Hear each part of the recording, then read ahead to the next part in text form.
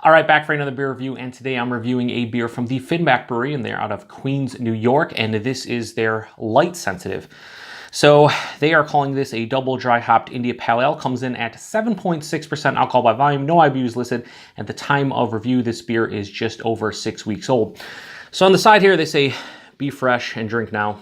A little bit over 6 weeks isn't ideal freshness, but we'll live. It says it is an IPA double dry hopped with Mosaic and Belma hops. So Belma hops, like 5 years ago, I wouldn't say they were all the rage, but a lot of breweries were using them. They produce like a strawberry and melon character, a pronounced one anyway, that I enjoyed.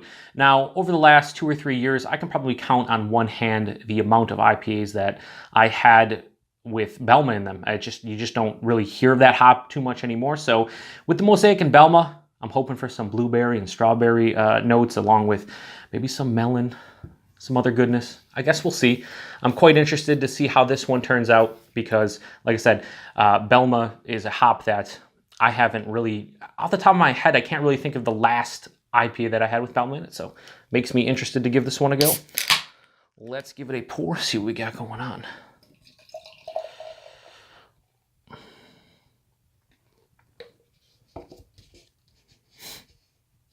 I don't know. Their labels are always weird. So when I put it over here, I'm like, I don't know how to put it over here. All right, anyway.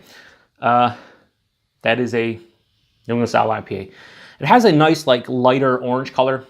Maybe a bit of yellow in there, like a sunshine yellow. Has about a half finger of a bright white head. Very fluffy. Plays the role. Let's get a nose. Definitely picking up on some strawberry. That's interesting. Might be just my mind telling me, hey, it's Belma, there's strawberry in here. Or maybe not. Maybe there actually is a hefty aroma of it. There is this almost like caddy aroma that you get a lot of times that I get from like Simcoe. Definitely there. A dankness that I don't really get too much anymore. A little bit of like a nondescript red berry, not straight on blueberry, not strawberry, but maybe like a raspberry or something like that. Slight honeydew melon notes. Touch of pine. What is that? Lychee? Yeah, like a little bit of a lychee character. Each time I go back, there's something different. That's interesting. Yeah, it smells pretty damn tasty. Like I want to get into this one, so we're going to. So cheers, everybody.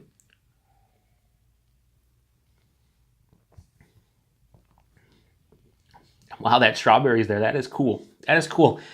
You don't get a lot of beers that are IPAs. I was going to say a lot of beers, which I did. I did say that actually.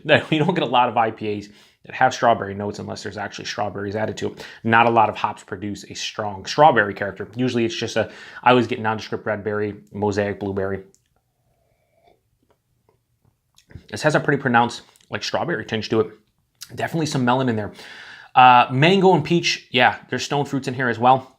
That cattiness from the aroma did not translate into the taste whatsoever. Body and mouthfeel are pretty solid. 7.6%, maybe a touch thin, but I don't really care. It's like medium bodied. The mouthfeel isn't as soft and luscious as so many New England style IPA producers pretty much nail nowadays, but it does have a nice softness to it. It's not overly creamy or pillowy or anything. Finish is semi-dry. This is more sweet than bitter. No detection of the 7.6. I really like that. That strawberry character is so cool. I want more breweries to use Belma. I don't know how hard it is to get Belma at this point. I don't know how many places produce it. I don't know the cost of it. I don't know anything of that. I just know that I love the fact that I do get some strawberry in here. The melon isn't as pronounced as I typically would get with a Belma IPA. Like the IPAs I had in the past that had Belma in it is usually strawberry and melon. Sometimes the melon would be almost like to a watermelon. And the watermelon characters that you get in beers are usually fake, like Jolly Rancher kind of characters. This one produced like an authentic watermelon. And I'm not getting that. I'm getting more like a honeydew, which could be more of the influence of the Mosaic. Could be a combination of them. Who knows? But this is surprising me. Over 6 weeks old. which again, you can drink your IPs. Some of these beers hold up. I've had other half beers that are like 5-6 months and they're just amazing. But at just over 6 weeks old, this one is drinking freaking great. This is a tasty beer. I love the uniqueness to that strawberry character. There's a decent balance to this one. It is more to the sweeter side, but it does have a there's a decent bitterness, like a low bitterness to it. So it's not overly sweet. I'll drink this can, and I probably could drink a couple of these actually. And that's because the strawberry character is awesome and I'd like to drink more of it. But as far as rating goes, I'm going to give Light Sensitive from Finback. I'm going to give this a 4.5 out of 5. This is tasty. If you see it, I'd say pick it up. At this point, when I post this review, I don't know, it might be almost 2 months old, but this is drinking extremely well at just over 6 weeks old, so can't imagine in a couple weeks it's going to fall off significantly to the point where it's like undrinkable or anything. It still should be pretty damn good. So if you get Finback in your area, I know they do distribute through New York. They get limited distribution to Western New York. Usually people go down to the brewery itself and pick it up, but I know they get some in Massachusetts. So if you see Finback stuff and you see this beer, pick it up, see what you think for yourself, because I'm enjoying it. So appreciate you guys stopping by for another beer review. And until the next one, cheers.